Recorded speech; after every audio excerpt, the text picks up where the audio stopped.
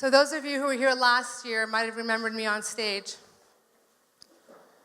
I was 9 months pregnant, feeling like I wanted to be home, get ready for birthing my next child. And in the past year,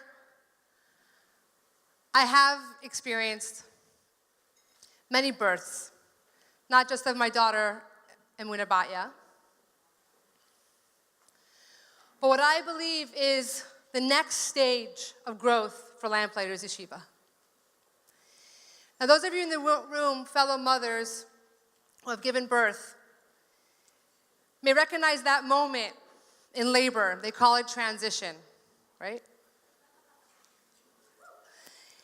It's that moment when you're getting close, and it feels like you can't do it anymore. It feels like the challenge is so deep.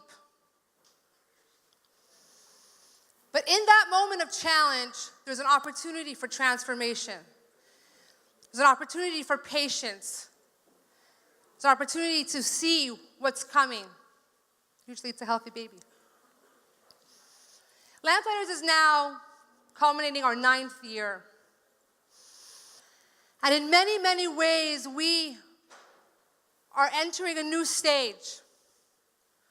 We are culminating years of growth, starting from a nascent dream to a point where we are ready to scale our work in so many meaningful ways.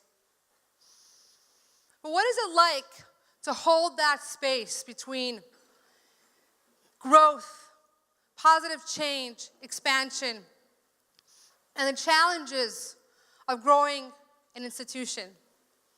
The challenges of finding the resources to scale. The challenges to keep your vision and mission pure as you're wanting to take your work to the next level. How do we bear that paradox? Our theme is Kivun tonight. The idea of a path. There is no path in life that's straight.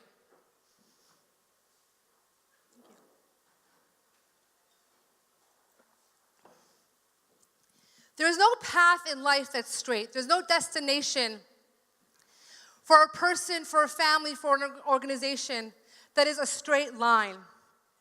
There are ups, there are downs, there are moments of victories, there are moments of great challenge. But what pulls us through that? What pulls people through that? Love, sense of trust, openness, creating room for others.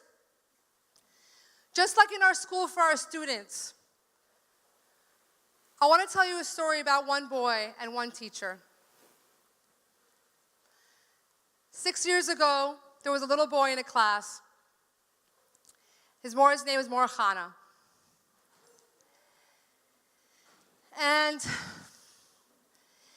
Morachana tried whatever she can to reach this particular child. There was a particular challenge.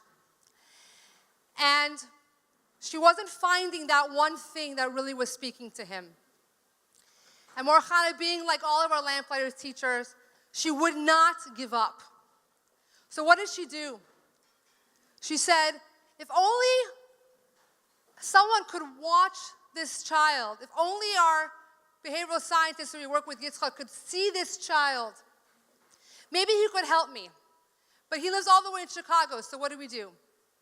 So we said, well, let's put up a camera in this class. Let him watch, and maybe he'll have insight. So he went on Facebook Messenger, and he observed this little boy, and he had real proactive strategies that Morachana implemented, right? That helped this child. What happens when you're part of a community where not just one teacher cares, where not just one teacher asks a child, how are you? But when the whole community is fueled by that passion to serve and uncover the light of every child. Not only Chana wanted a camera in her classroom, not only Chana wanted a way to understand and unlock each child in her class and understand how they learn best. Other teachers requested. Other teachers wanted that. And this grew into a culture in our school in which our teachers are engaged in deep reflection to customize the needs for every child. We call it the visible classroom.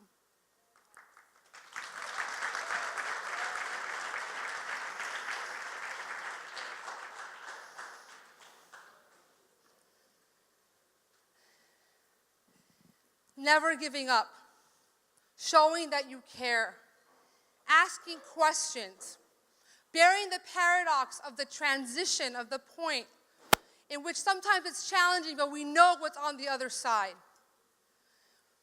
Let me tell you about somebody else who holds that for me.